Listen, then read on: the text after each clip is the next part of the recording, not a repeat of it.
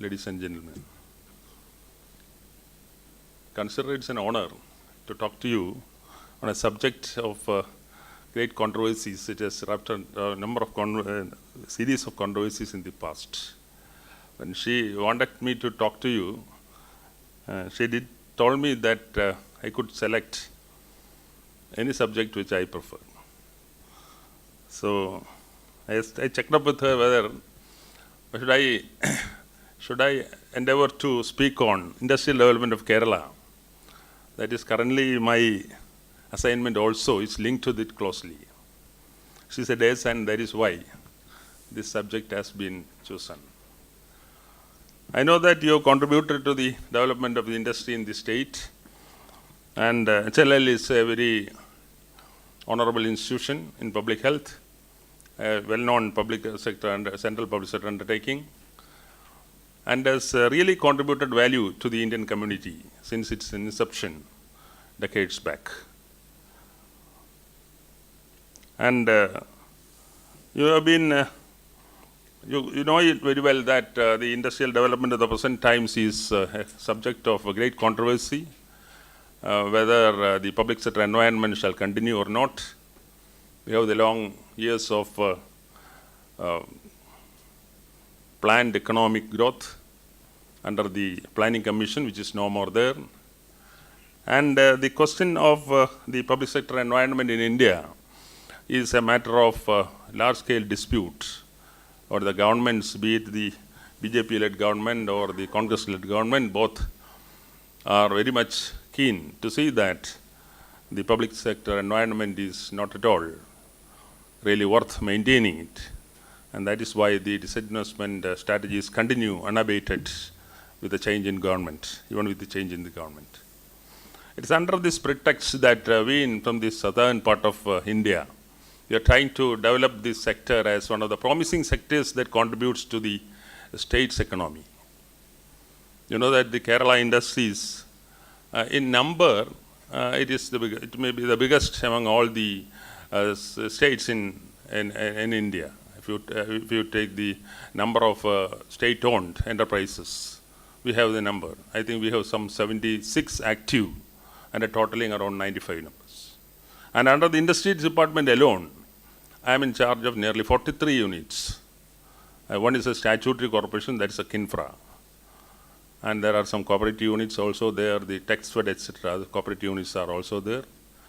Altogether, we have an annual turnover of around 3,000 crores. And this time the government, this government is committed to the development of public sector and is determined to double this turnover in the next 5 years' time. So that's a target given to us, and we are striving pulling our efforts together to see that at least part of this great mission is achieved. And it is in this context that our discussion shall proceed. What to do with the further growth and development of public sector environment and the overall industrial development of the state. If you trace back the history of industrial development in India, Kerala stands out in the sense that it is even during the pre-independence days, we have a well-developed modern industry in this state. I'm talking about the FACT, the Indian Aluminium Company. Such modern industries came to existence in the 1940s. And we have a titanium industry also. The TTP started also by around that time. So, unlike other states in the country, we have been pioneering the industrial development, but still we could not maintain that momentum after independence. To a certain extent, it continued in the 60s and the 70s. Definitely, the urge got a blunt in the 80s and 90s, and now there has been a total setback, both in the case of central public sector undertakings operating in Kerala and also the state-owned enterprises. The investments have come down, the operations are curtailed, and some of the units have been closed down on account of issues related to raw material availability or, say, environment-related issues, or some other issues which threaten the viability of these institutions. So overall, Kerala has having an entrepreneurial climate and industrial climate conducive for industrial development, right from the prehistoric days. So I'm talking about the 16th or 15th century. We have a number of travelogues available those days. How enterprising was this community, the village industries, those days the domestic consumption and production. To cater to the domestic requirement, these industries were producing. Village industries where a number of traditional artifacts were there, the farm implements and other tools, ornaments that flourished in this part of the country.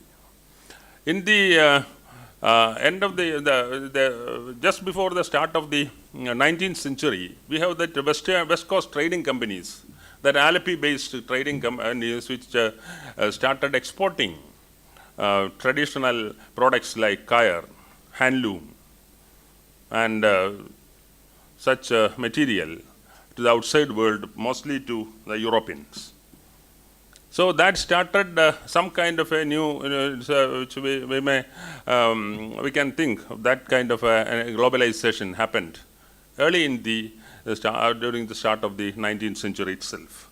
Casting and metal handicrafts, metal crafts and things like that. The next stage of development in the Kerala industries came with the development of the Cochin port. Then port-based exports came in a large way. That is kayar, cashew, handloom, etc. again. And further to that, the plantation industry developed on the sides of the Western Ghats. Number of teak plantations, then the tea, cardamom, such plantation industry, rubber, etc. came.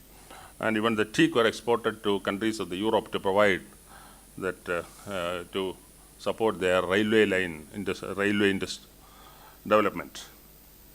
Other major developments were in the textiles, spinning and weaving, and garment making. That was also flourishing till in the early 19th century. And a number of cotton mills in and around our major city centers, a number of textile mills and cotton weaving companies have flourished. And in the start of the 19th century marked a total kind of renaissance in the whole of Kerala, which we called the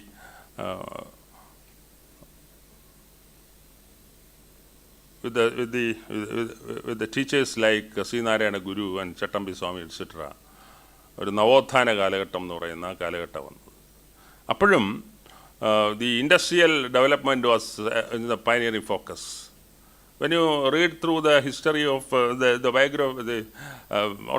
biography of C. Narayana Guru, etc., how pioneering he was in developing industries. Industrialize or perish. That was the kind of message he has given to the people who are very close to him. That's why a number of tile industries. Tile making was one of the modern industries of those times. Tiles, then roofing tiles, then the soap making, etc. The Chandrika soap was started during those days at the command of Sri Narayana Guru, so that Vaidyar, Keshavam Vaidyar, who put up that factory there. So that is a modern industry, and that was started during those times. Ceramic industry was also there those days. Ceramics, the pottery industry was also developing into that case. And after, say, 20-30 years, when it came to the 1930s and 40s, a new developments, new generation industry started. It was in the 880s that the first mineral fertilizer industry was put up in the West, that is in the USA, in Alabama, now the Florida coast. Now, maybe after, say, 30-40 years after that, a mineral fertilizer plant came to operate in Alway, that is on the banks of Periyar, that is owned by FACT. It is put up by the Travancore kings, and the mission was executed by the Diwan, C.P. Ramaswamy Iyer. Those days it is interesting that wood chips were used for making ammonia. Wood was cut from Malayattu forest, brought through to the Cochin, that Elur site, through the Periyar river.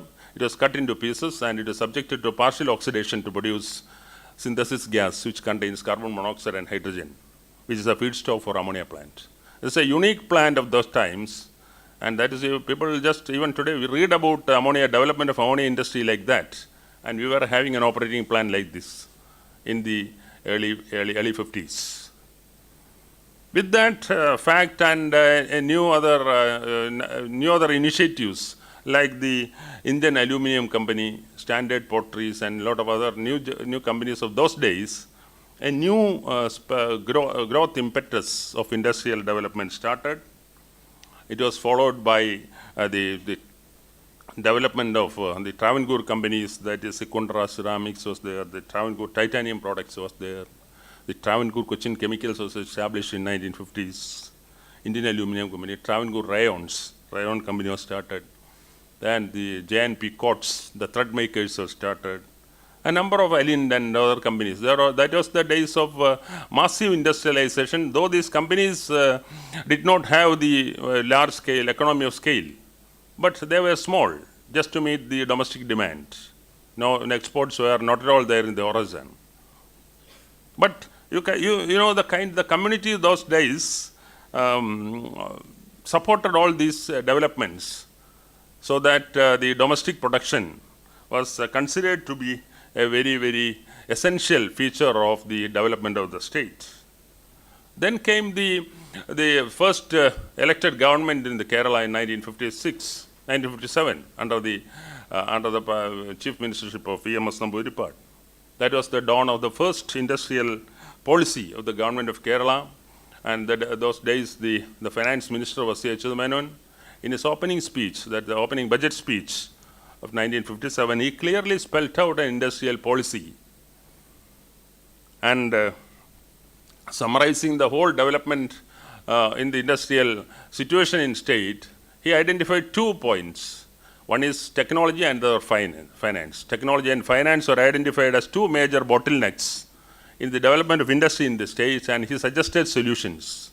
Those days, in 1954, we have an institution called the Kerala Finance Corporation, which was started, and it is small. In a small way, it was lending to the private sector industry. So this KFC was strengthened to meet the investment requirements of small entrepreneurs. At the same time, to harness technology, a decision was taken, and KSIDC, the one which is today, came to existence in 1962, following the decision of the government of those days. KSIDC, if you look at the performance of KSIDC over the years, it is not all encouraging, we all know. A similar institution of the West Bengal Industrial Development Corporation has put up large-scale plans of the order of 5,000, 6,000 crores, the Bakrasupra project, the Haldia Petrochemical Complex, and several other major initiatives by the West Bengal Industrial Development Corporation. But KSIDC still talk of mega projects, and the worth of that project is less than 50 crores. That's a pathetic situation. That is the times when we lost something like a direction for future industrial development. And in the 60s, we see major initiatives in the central public sector came into existence. That is expansion, various stages of expansion of FACT took place those days. Hindustan Machine Tools came to existence, the Indian Rare Earths, the Hindustan Insecticides. FACT expanded into different divisions. The newsprint plant was put up. And also, those days under the leadership of M.K. Nair, it was decided that any new major initiatives in the new and emerging sectors need the support of a consultancy institution. And that was how FEDO was founded in 1965. So the thinking of those days that we should not suffer in any side, so that we have independent technology access, and also for detail engineering, etc., we must have own domestic capabilities and in-house expertise. At the same time, in the state government, under the state government sector also, major initiatives came in the 70s and 80s. That is, the TELC was commissioned to make transformers. The Kerala Minerals and Metals was established. Steel Industries Kerala was established. The Malabar Cements came to operation. And number of plantation companies were taken over by government. Private plantation companies were taken over by the government of Kerala. And number of spinning mills established at least 2 in each of the district, and a number of choir cooperatives were established. That means in all sectors, be in small scale, cooperative, or large scale sector, several establishments came up those days. And around 1969, the Cochin Refineries was commissioned, and adjoining to this, a world-class fertilizer plant which came up, that is the Facts Cochin Division, producing urea. That was the first urea plant which came to existence and commissioned in 1972 to meet the demands of the urea for the Indian the Kerala farmers. On account of these developments, an industrial zone emerged out of Kerala, that is the Elur Adayar Ambalamugal Industrial Belt. That became an area of industrial activity, and that has been providing jobs for a number of people those days. We did not have the expansion of similar sectors in this part of the state, except that in a small way, the Palgad industrial estate also emerged, because it's a cluster of steel rolling mills and a small bit of other industrial expertise. Then the 80s and 90s, you see the expansion of major public sector activities came to existence. The BPCL's Cochin refineries doubled their capacities. Hindustan Organic Chemicals came to existence. The FACT also expanded into its caprolactam plant. It's a new generation technology, accessing the new generation technology, etc. The Apollo Tires, a number of these spices processing units. Initially, the first level processing only that is started. And in most of the industrial locations, so wherever there is a potential, where the raw material is available or energy is available at a lower cost, some kind of industrial units came into production those days, and that was the industrial climate of those days. Still, the Adayar industrial belt expanded in the 1980s. We have a catalyst manufacturing company there. Binani Singh was there, the Nita Gelatin came, Periyar Chemical, such companies all came those days. And finally, in 86 was the Cochin Export Processing Zone, where you also have a unit, I was told, came to existence. That was a period of intense growth. We have seen a steady growth of industrial activity those days, right from the 1947 onwards. And further it expanded into the Palakkad industrial cluster, a number of steel rolling mills. At one time there was 43 steel rolling mills in about say 8 square kilometers. Now I think it has come down to 23 on account of this, the environmental issues and also some viability issues because of the recession prevailing in the steel sector. Then ISR also put up certain manufacturing units, and the BrahMos unit also came, that is in the 2010 or so. So cluster-based industrial development, I think the Kerala contributed to a very significant extent through certain units in steel, plywood, that is the Perimbaur plywood units, the rice clusters of Alway, that is Kaladi, the textiles, various textile clusters of Kannur and all, footwear. I am told that some 300 footwear units are operating in Kozhikode and neighboring area. Garment making, all these started operating in clusters so that they could produce in the private sector and also seek large-scale export markets in the Gulf or outside the country. Then a new thinking emerged in the minds of the people who are engaged in industrial development. That's a park-based industrial development. Especially, we had earlier we had the industrial parks, which we called the industrial estates. But most of the industrial estates, when you travel around the state, you will understand that most of the industrial estates are devoid of the requisite infrastructure support, and also the process units are also not doing good. Two reasons. One, the technology is poor. The government has never bothered to support them by way of infrastructure or some kind of incentives. And there are a number of looting, taking the land and using it for some other purpose and things like that. But the new generation parks in the IT industry, that proved to be good to us. That's the Techno Park, the Info Park, and the Cyber Park, and also a number of private IT parks in a small location. Several small private IT parks also flourished. Though there is a certain decline and setback in the operation of these units, still they contribute significantly to the Kerala's economy. Now, in the present situation, the expansion of existing industries have become a challenge in the circumstances that you have the globalized economic environment, and the new economic environment tells you that wherever you can buy at low cost, don't produce.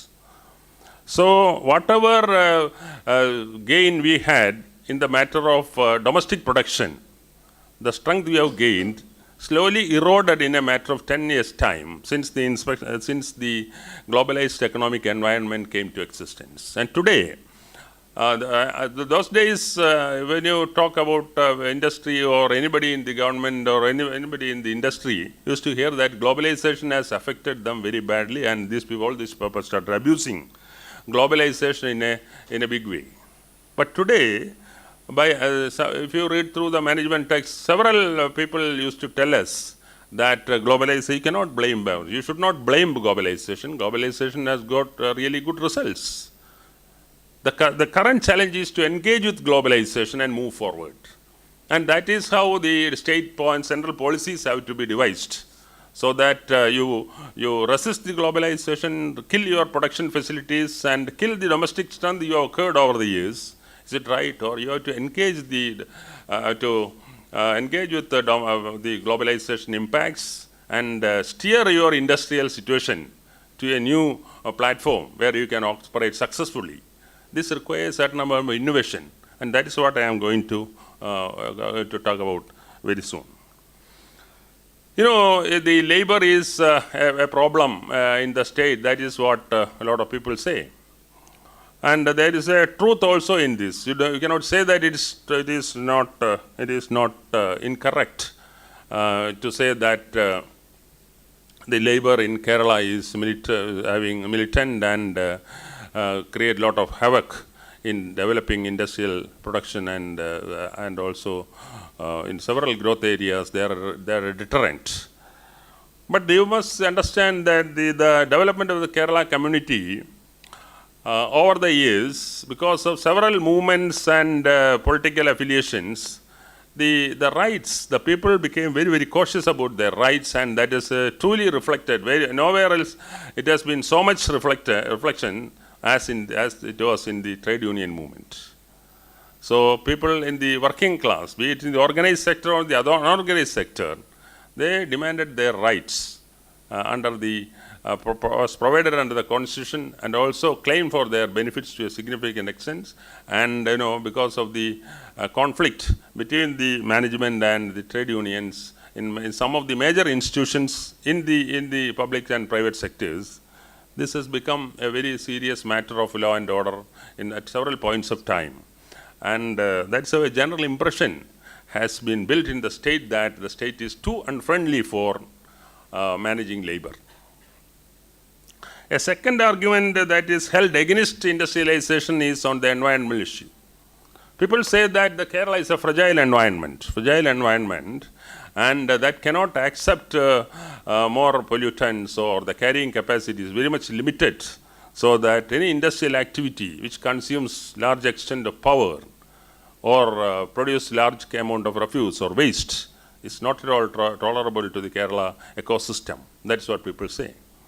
But they themselves accept that this is not true with a small tiny island like Singapore in accessing in advancing their manufacturing capabilities, be it in the petrochemical industry or in the chip manufacturing industry, which is a very, very highly pollutive industry.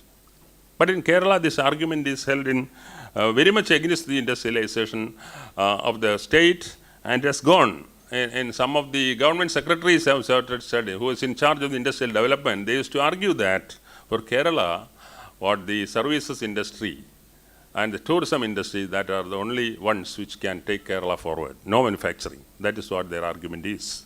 That means it has become a government slogan too, that industrialization of Kerala is to be selective, and it should not be oriented on large-scale manufacturing, which I believe is truly incorrect. If you look at the performance of the industries in Kerala, you see that many of the units operate most efficiently compared to their sister counterparts in elsewhere in the world. I myself have done three decades in the fertilizer industry, and our units, which are factory units those days, which are 30 years old. Chemical plant is usually designed for 15-20 years of life. Even after 30 years, their specific consumption ratios are comparable even with the modern plants. And plants which are abandoned by the consultants from Japan and Europe were reinstated and refurbished by the Indian engineering community using our own expertise, and we could run it at the design rated load. That means the reasons advanced against the technology strength or capabilities and things like that do not stand the test of time. These problems arise of technological obsolescence is a major problem. If you don't upgrade your technologies in time, you stand to lose in the market. Your competitiveness get reduced. That's a major problem. Apart from that, environmental issues, there are. In the 80s and all, environment was not at all a major issue for an industry operator, but today it is. So what we did is, we built plants, pollution control facilities attached to plants where it was not there. Then the new generation plants came with pollution control facilities, and today we are talking about source reduction, risk reduction, and also pollution, total recycling and reuse of effluents and emissions. That is a new thinking, which was absorbed to a very great extent by the Kerala industries. In TCC, where I was managing director for some time, at the time when the rest of the country, 70% of the the caustic soda plants were operating on mercury-based processing, we have changed. In the 90s itself, we have changed to the modern membrane cell technology, which has energy saving of the order of 40-46%. So that kind of an approach has been adopted by most of the industries. If you look at the refining industry, their operating standards are excellent in the matter of, I do not say in energy conservation, but in the matter of effluent treatment and pollution control and environment management, they stand second to none. Other issues of financial viability are there. Most of the plants, including the ones which I told about the TCC and TTP, etc., in today's standards, they operate well below the economy of scale. So whatever revenues, if the plant is operated above 100%, whatever the revenues it can bring, minus the expenditure, your little margin is left. And once in 3 years or 5 years, the trade unions make their claim for enhancement of the wages, and that brings the together with other expenditure, the bottom lines become negative. Unless the capacity of these plants are expanded so that it meets the requirement of the economy of scale, operation of the existing units become impossible in this competitive environment. That's a major problem. Other issues are also there, raw material availability and things like that. We have been Malabar Cements, which used to make a 40 crore profit, as taking laterite from a Kasaragod location. On account of environmental issues, the laterite supply was curtailed, and the plant could not operate for 3 months. And a unit which was supposed to give 30 to 40 crores profit ended up with nearly 4 to 5 crores profit this year. Now we are seeking alternatives, and just to put it back on track. The trade union movement, as I said, has also contributed in the positive manner. That also we must see that.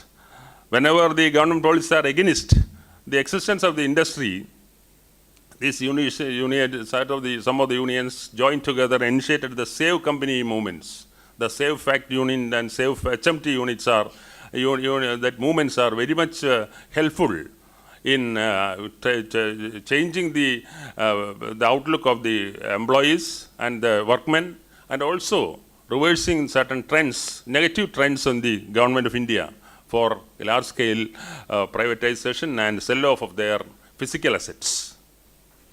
The Kerala has also contributed, the industrial development of Kerala has also contributed immensely to the development of the number of legislations which enhance the status of the workers. Several legislations involving impacting the job security, worker rights, safety and accident prevention at the workplace, women employee rights, investment friendliness and such things.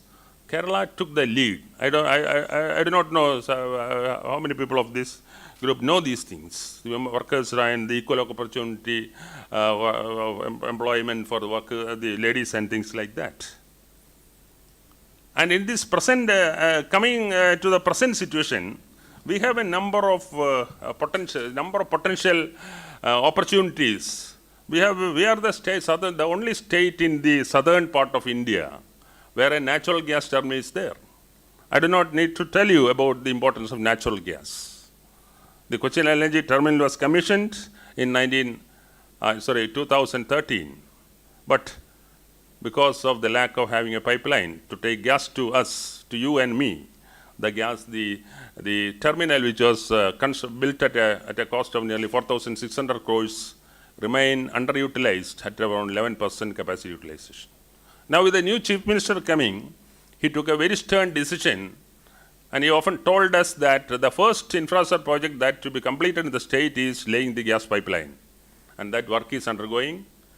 In another 3-4 months it will be complete, and most of the cities, the 14 districts, will have natural gas delivered to your households for cooking, your vehicles for powering them, and also small manufacturers for their generators, small power plants and things like that, and also for manufacturers who can use this gas to produce chemicals and things like that.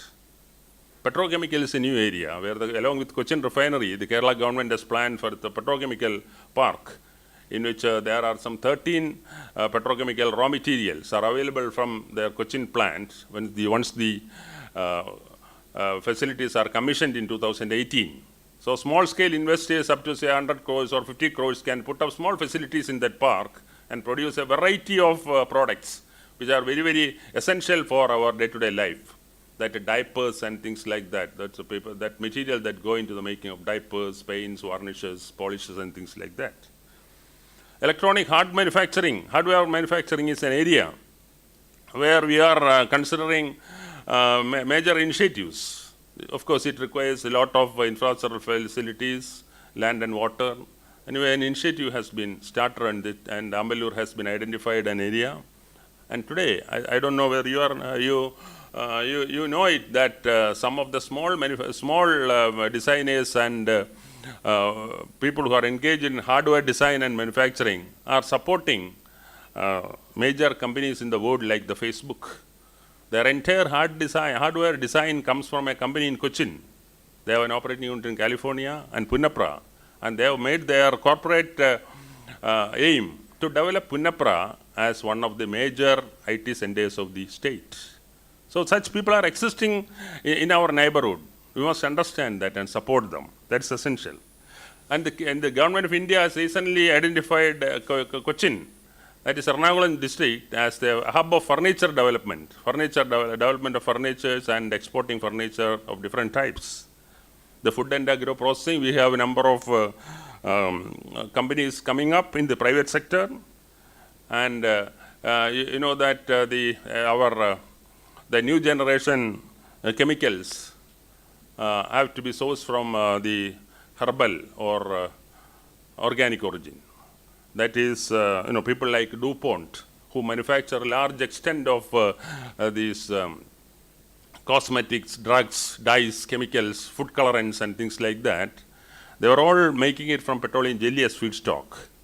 And today, technology has developed that this can be produced from certain herbs and plants which is available in our tropical region. And you know the Western Ghats is an area where these kinds of plants grow in abundance, all our spices and things like that.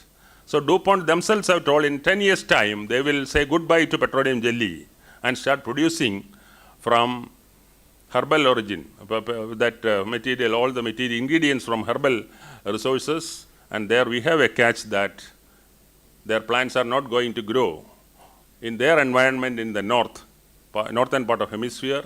They will have to essentially come to us and plant their large-scale plantations in the western tropical region so that they can produce crop the plant varieties. Maybe your Mayflower will give them a red dye, and marigold will give a yellow dye, and several other species and perfumes and things like that can be produced from a variety of plants which are typical of the Western Ghats region. So our innovative researchers in bioscience and biological material should focus on this particular competence, this competitive advantage we have with in growing such kind of plants in our Western Ghats region. And industrialization of Kerala has to take a totally new dimension from the earlier days. And the manufacturing plants are essentially going to be less polluting, at the same time more rewarding. The profits from such kind of operations is going to be essentially very high. Apart from that, the intellectual capabilities of our youngsters, together with the command we have in the software and software sector, we may have to advance our efforts to robotics and artificial intelligence, advanced life sciences I have taught earlier, then the various software-related tools which used for codification of money, transfer of spending, saving, finance, receiving, spending, etc. of money, that is a TM and things like that. And cyber security is an area where our young entrepreneurs can advance a lot of new initiatives. And the big data, data is a major issue now. The informational age has the raw material as data. As we had iron, industrial development, early stages of industrial development, and land for agricultural development. Today we are talking of data. Anybody cannot just leave data and become and live in this world. That is very, very important. So the IT sector offers a tremendous opportunity for the new upcoming employment seekers. Apart from that, in the hardware sector also, you have titanium. We have the black sands on our Chavara, that part of the country. And the titanium industry is a very, very promising industry. And the government has recently taken a decision to put up a titanium sponge manufacturing plant, enhance the capacity, make titanium metal and alloys, and also some special metals out of the titanium industry. It is a major expansion of the titanium pigment industry is also very much in the anvil. And still, when you talk about industrial development, we have on several fronts we have lacking. We do not have well-equipped industrial parks where anybody with an idea can come and operate, discuss with their counterparts and operate. Such kind of big and beautiful facilities we have to build. Then we do not have an academic university and R&D institution. Interaction is there. They go their way and we go their way. It's unknown. No interaction. Unlike the Germans or the Americans, they have a thorough understanding. I don't know how you are good at interacting with the neighboring university or R&D institutions. You may have your own R&D institutions, but the combined strength, the synergistic effect of the combined strength will take you to certain higher planes of excellence. That's very important.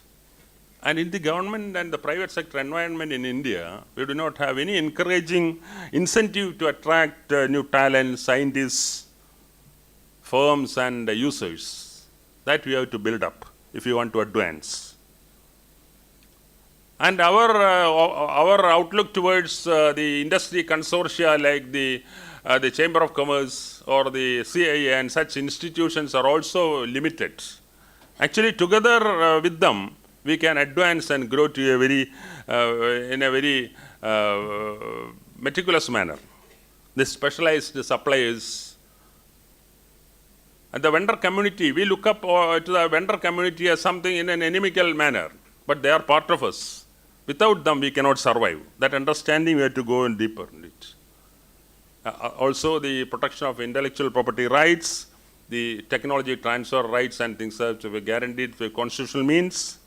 And apart from that, what we people say, the ease of doing business and a favorable industry and business and regulatory environment is to be fostered.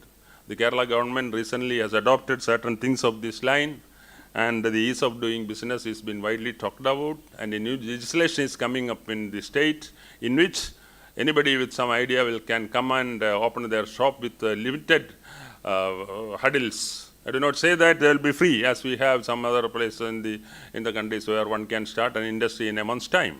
It may not be possible, but still, several of the hazards of starting a business or the deterrent factors will be reduced considerably. That is how the new industrial situation is taking shape in this state.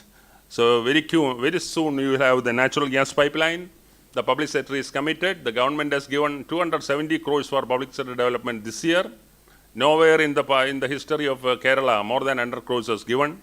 Today they have doubled it to 2.7 times. And indeed we have a challenge to use it effectively. And today the loss of the Kerala public sector is 70 crores, net loss. Last year experience is that the profit makers have earned higher profits of the order of plus 100 crores. The loss makers have reduced their losses by 18 crores. The net loss stands at minus 70. So this year, our efforts will be to reduce the loss. The industrial operation, the public sector will not make any more loss. And from there onwards, with the kind of products we have, with the kind of projects we have in our mind, if translated effectively, actually by the end of this government, public sector will be a very, very green pastures, and at least some of the people who are aspiring for a career in the IT will be attracted towards the public sector in Kerala. Friends, this is what I would like to present before you. Thank you. Thank you for your kind attention.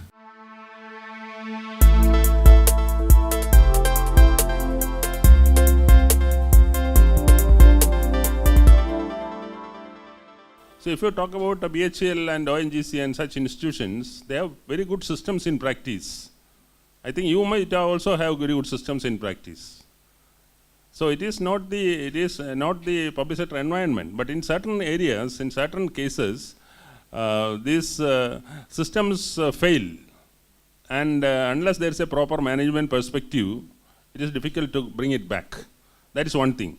Secondly, most of these institutions fail not because of the lack of any other systems, but because of the government policies.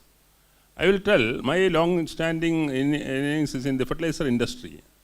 I will tell you the fertilizer industry, we have some 7 locations in the whole of the world where fertilizer is produced in large scale. India is one among them. India is the second largest manufacturer and the world's largest consumer of fertilizers, next to China only. And we are the largest importer of fertilizers.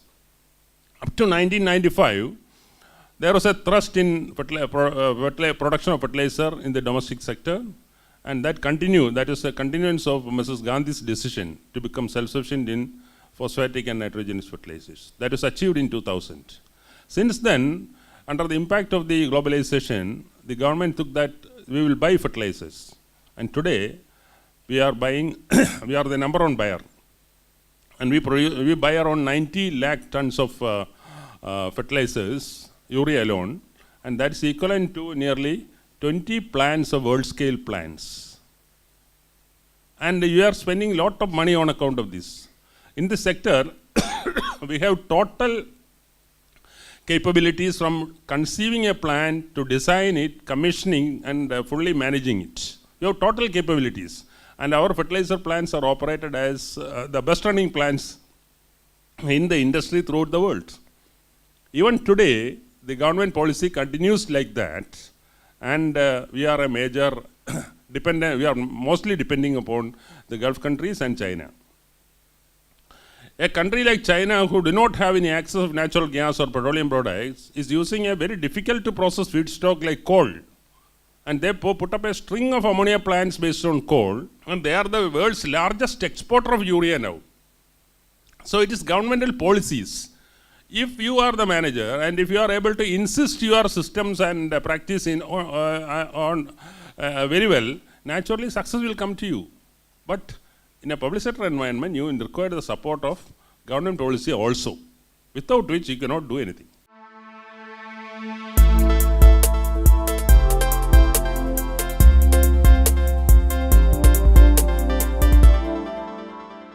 Slightly disturbing, it is true, but there has been no major industrial strike in this state since 1974 or so, when there was a massive strike which happened. Some small issues are there here and there, which is settled very often. And the cost of labor is high on account of historical reasons, not because of their militancy and things like that. But today the industrial situation has changed a little bit, that you can accept a costly labor, provided the labor works very well and his contribution better the productive forces within the factory also. So labor is also, and several of the private entrepreneurs operating in these countries private entrepreneurs are expanding their capabilities. But there are problems. These problems in the industrial environment, one has to live with this problem. There is no other way. But that doesn't become a major deterrent for any kind of investment in the state. That's what I understand.